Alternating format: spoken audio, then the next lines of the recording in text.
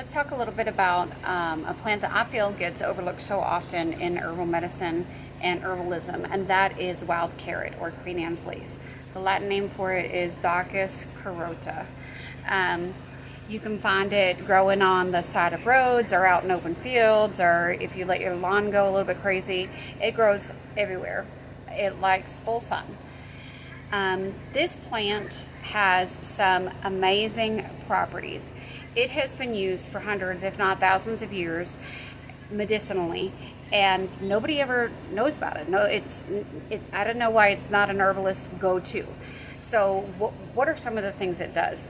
It's great for anti-spasmodic. So if you have intestinal spasms or if you have gas, it is great for a purgative. It expels worms. That's not what it's most best known for. It is a modulator. If you have issues with diabetes or low blood sugar, the flower umbels work great for modulating your sugar. But this should be every woman's best friend. This plant works amazing for women's reproductive issues. So what do you mean women's reproductive issues? Because that's a huge broad spectrum. So specifically hormonally related issues. Are you having issues with not getting your period? This will help you regulate your period. Are you already in menopause and don't want to take chemical hormones? This is what you need. This will help you regulate your hormones and get rid of the hot flashes. The number one thing that this has been used for hundreds and hundreds of years is basically it's nature's plan B. So you have an accident when you're with your husband, your boyfriend, whatever, and you're not sure if you conceived. You can take some of the tincture, and it actually it synthesizes like a progesterone, and it makes the inside walls of the uterus slippery so an embryo cannot implant. So it works very much in the way that Plan B does, and it will prevent implantation of an embryo. It can also stop a pregnancy if you're only a few weeks along. It has been used for centuries to terminate unwanted pregnancies. It does have risks to it. It does make you bleed. It can create a bleeding issue. Anything that causes you to bleed can cause you to bleed too much. So that's always an issue with anything, even if you go and take the abortion pill, right? So if you go take the abortion pill, it's going to cause your uterus to contract and to bleed and expel the embryo, or in some cases fetus. There's no shut-off button. It doesn't know, like, okay, you've bled enough, and your body stops bleeding. So there's always a risk of bleeding too much or hemorrhaging. So keep that in mind if you are going to use it for that purpose. The other thing is, I forgot what I was talking about. I think. Some people have said that it has been used to induce labor. I do not think that's a good idea. If that's something, if you want to go down that rabbit hole and that's something that you want to use it for, then more power to you. The reason I don't think that is a good idea is because it induces bleeding. And I think that could potentially turn into a hemorrhage situation, or it can turn into a situation where the placenta detaches from the uterine wall way too soon, and now you can have loss of life, either with the maternal loss of life or fetal loss of life. So I do not suggest using it for that. It's been used to help women get their milk in. You don't have enough milk. I know my first pregnancy, my first baby, I did not have enough milk. My kid was gonna starve to death. It just wasn't gonna happen. You can drink the tea, you can take the tincture. If you're breastfeeding, don't take the tincture because that's alcohol based. But you can make an infusion from the tea, and it will help your milk come in much faster than just pumping or putting the baby on a boob. It is a hepatoprotectant, so it will protect your liver. If you already have issues with liver, it'll help regulate your liver and protect it. It's very, very important. So maybe you used to be a drinker, or you used to, and your liver has some issues. Start taking this. It'll help to soothe and protect. It helps to expel mucus.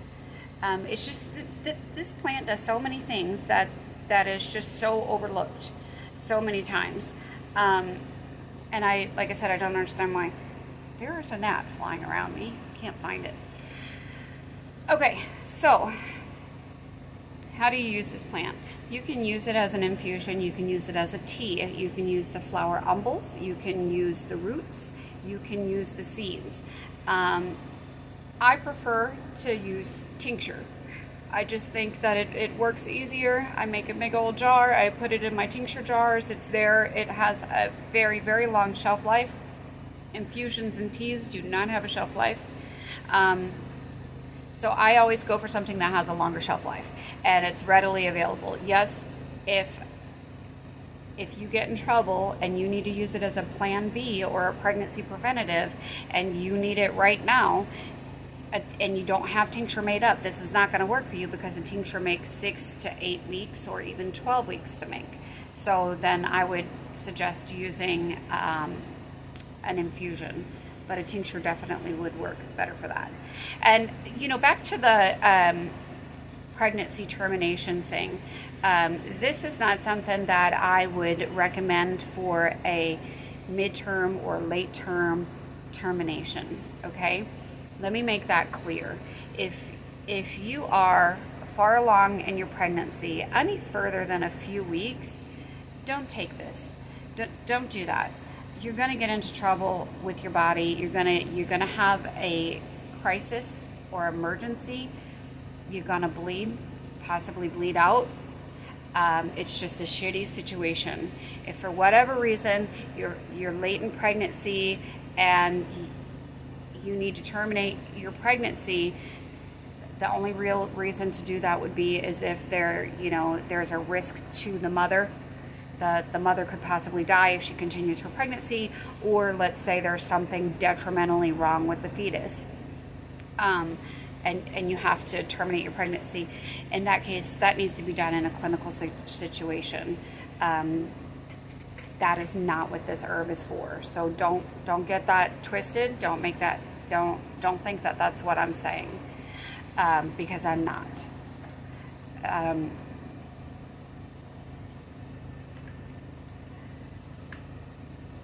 And I dare say I have moral turpitude issues with that. If you're already 8 months pregnant and you're like, oh, I don't want my baby anymore, well, that's on you.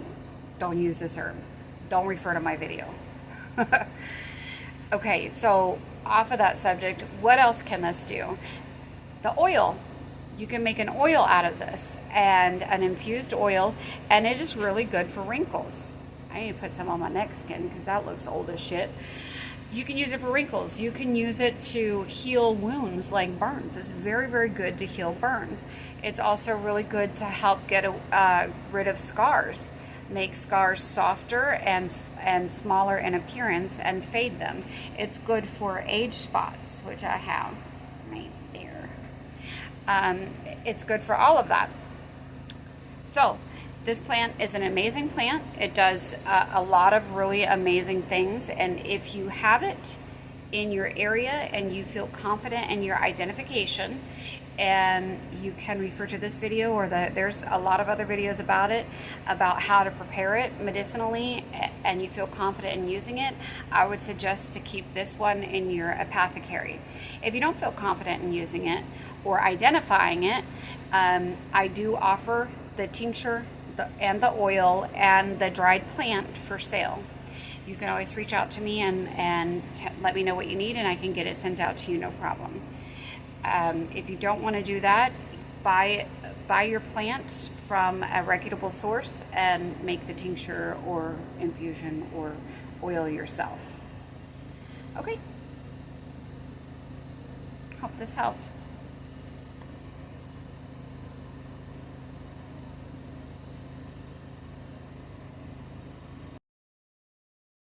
because I spaced and I forgot to mention this, and I feel like it's a really important thing to mention. This this plant is high in the compounds COX1 and COX2, which are found in ibuprofen and aspirin. So this is a really good anti-inflammatory. So I would definitely keep it on hand if you have inflammation. It can help reduce inflammation throughout your body. It's good for also immune system issues. So if you have a shitty immune system, you get sick all the time. That fly just flew up my nose. So if you have a shitty immune system, you just get sick all the time, this helps regulate or modulate your immune system to prevent you from getting sick. Say you have rheumatism, rheumatoid arthritis, arthritis, just general inflammation. This helps bring that down throughout your body. So very, very good thing to have around. So I'm going to show you, jump to a little video now that shows you how to prepare the tincture. Super easy, anybody can do it. But again, if you don't feel confident doing it, there are other options. Okay, hope this helped. The plant, it's real quick. I have picked these out of the yard, so they are a little bit wilted. This is what the entire length of the plant looks like. This is the root. This is the carrot that everybody talks about. It's very woody. If you peel back some of the woody fibers on the outside, there's a softer edible carrot type plant on the inside. If you break it, it does smell like carrot. There are fine hairs on the plant. You can't really see them, but if you run your fingers down it like that, it feels almost sandpapery. And then if we rip off one of the leaflets here, the leaflets, though wilted, I think you can see, are very fine. They look just like the tops of a carrot that you would buy in the grocery store or that you'd grow in your garden. So a lot of people confuse this plant with Queen Anne's, A lot of people confuse this plant with poison hemlock. If you actually pay attention, it looks quite different than poison hemlock. So here is a flower umbel. This one does not have the little purpley reddish black flower in the middle. It's already fallen off. On the bottom of the umbel, it always has these little brackets underneath it. Always, always, always has that. This little one still has that very delicate purple flower in the middle. And if you look closely, it almost just looks like a speck of dirt or a little bug in the plant, so it's easy to be mistaken. So this is the plant when it's getting ready to go to seed. This is the flower umbel, that's this going to seed. It balls up like a bird's nest. They're full of beetles right now. The beetles love these, I don't know why, but they do. So that's what that looks like. And once it seeds, it kind of turns into this brown crispy thing. And if you just give it a little shake like this, kind of rub your fingers on it, the seeds will fall off. And they are like Velcro. These stick to you every fucking where. When I was a kid, we called these dingle hoppers. You walk through a field and you come out the other side and they're stuck to your pant leg. If you get them in your hair, God help you, you're not ever going to get the little fucking things out. So that's what the seeds look like. So the entire plant is medicinal and it all does different things. Now that you know how to identify it and distinguish it, next we'll show you how to make a tincture. I don't know why so many places make tincturing so difficult. It's like it's a science. It's not.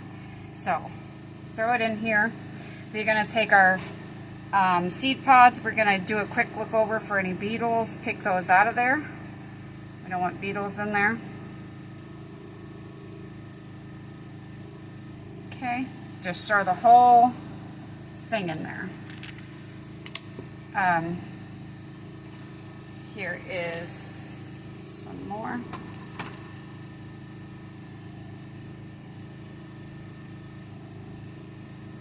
There's a little beetle stuck on there. Okay, now let's talk while we're putting these in here. Alcohol. I have Everclear alcohol. This is 190 proof alcohol. You could probably start your lawnmower with that. If you tincture with straight Everclear, your tincture is going to be really strong, and like my collection box, your tincture will be really strong, and then you risk having a reaction to the medication, or to the herb itself. Now, you want to dilute it 50-50 with water if you don't just have 100 proof alcohol. If you have 100 proof alcohol, you don't have to dilute it, you're good to go. If you don't have it and you just have Everclear, that's no problem. What you're going to do is you're going to, don't be confused. Don't think that you can fill your jar halfway up with liquor and then the other half up with water, and now you have a 50-50 solution. It is confusing, but no, that is not the case, because one weighs more than the other. So a half cup of Everclear liquor is not the same as a half cup of water. So you do have to weigh it if you want to be on the money and exact. It's not a huge difference, but there is a difference. As you're plucking these, you'll smell it. It smells really carroty, and I think it smells really good. These are full of little stupid beetles. So a lot of people are like, oh, you got to wash the plant off and you got to do all this and all that. That one we're not going to use. Okay, but if you wash it off, you're going to risk rinsing away medicinal components. You're putting it in alcohol. Anything on it that isn't good for you, it's going to kill it. So, oh, that one was tough.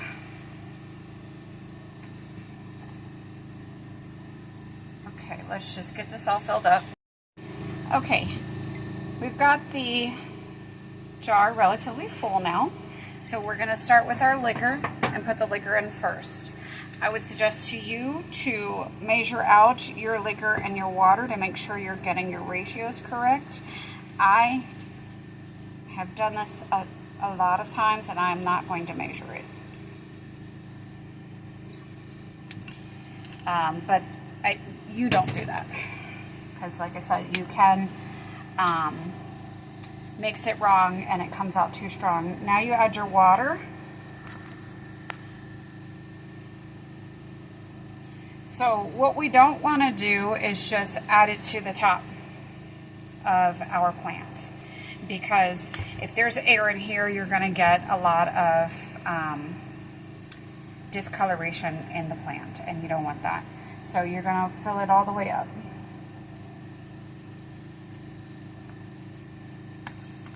Okay, this is so hard. I know you can do it. Now, if you're in a place where you don't have this herb readily available, or you don't want to wait the 6 to 9 weeks for it to make, or you just don't trust yourself on identification for whatever, don't make it yourself. If you're out foraging wild plants, when in doubt, throw it out. Do not risk it. Don't take a chance. So, hold on, I got a couple more little seeds on the counter. Let's not waste those guys. But if you're confident in your ability to either A, identify the plant correctly, or B, buy the plant from a reputable source and make this on your own, it's so easy. How easy was this? Fill it up with liquor, fill it up with water, put a lid on it. Put a ring and a lid on it like this. We're going to shake it so everything, the water and the liquor mixes up. I usually put this in a brown paper bag so no sunlight can get to it, because you don't want the light getting in. It will affect your tincture. So shake it up, put it in a cool, dark place. Shake it whenever you think about it, like once a day, once every other day. Just give it one of these. And in 6 to 8 weeks, you're going to strain and put it in an amber bottle or a cobalt bottle, some kind of bottle where the sunlight cannot get in. And boom, you have Queen Anne's lace tincture. How easy was that?